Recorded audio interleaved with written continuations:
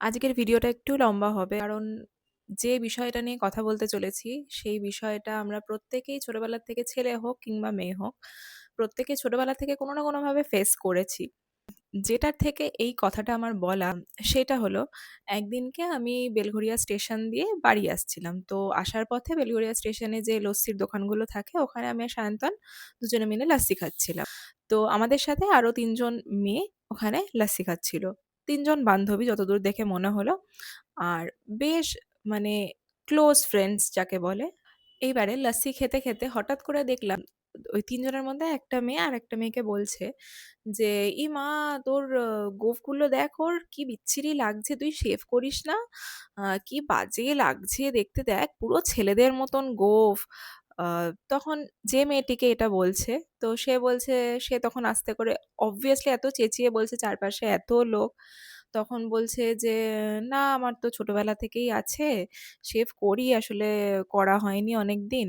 তো ওই কথাটা শুনে আমার জাস্ট মানে তখনই গিয়ে মনে হচ্ছে মেয়েটাকে বলি, মানে এরা কোন সেন্সে এই ধরনের কথাগুলো বলে আর বলে কি শান্তিটা পায় মনে আমি জানি না। সে দেখতে কিরকম, সে কালো নাকি সে ফর্সা, তার মুখে ব্রণ আছে, তার ফেসিয়াল হেয়ার আছে। এই ঘটনাটা শুধু ওই মেয়েটার সাথে যে হয়েছে এরকম কিন্তু না। আমরা প্রত্যেকে জীবনের কোনো না কোনো ফেজে আমাদেরকে কোনো না কোনোভাবে শুনতেই হয় আমাদের ফিজিক্যাল অ্যাপিয়ারেন্স নিয়ে।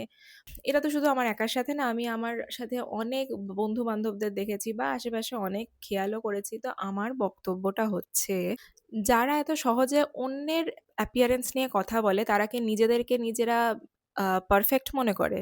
যে আমি একদম পারফেক্ট, হুম? নাকি অন্যকে ছোট করলে নিজেদেরকে একটুখানি বড় করে দেখা যায়, কোনটা? চোখের তলায় কালি কেন? মাথায় চুল কম কেন? মা তোর হাইটটা তো এরকম, মা তোর স্কিনটা কিরকম হয়ে গেছে। অ্যাজ ইফ সে নিজের থেকে চাইছে আমাকে দেখতে খারাপ লাগুক।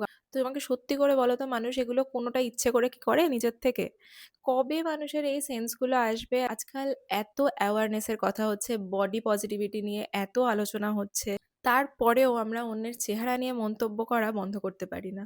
আমি এইটাই বলব যে আমি তো এট লিস্ট কাউকে এরকম করে বলতে পছন্দ করি না। যারা বলে তাদেরকেও আমার খুব অবাক লাগে যে তারা কোন সেন্সে বা কি ভেবে কোন মানে চিন্তাধারার থেকে এই ধরনের কথা বলে। আমি বলব যে যদি আমার ভিডিওটা তোমরা দেখে থাকো, একটুখানি ভেবে চিন্তে মানুষের সাথে কথা বলো। কারণ তোমরা তো বলে দাও বলার কথা।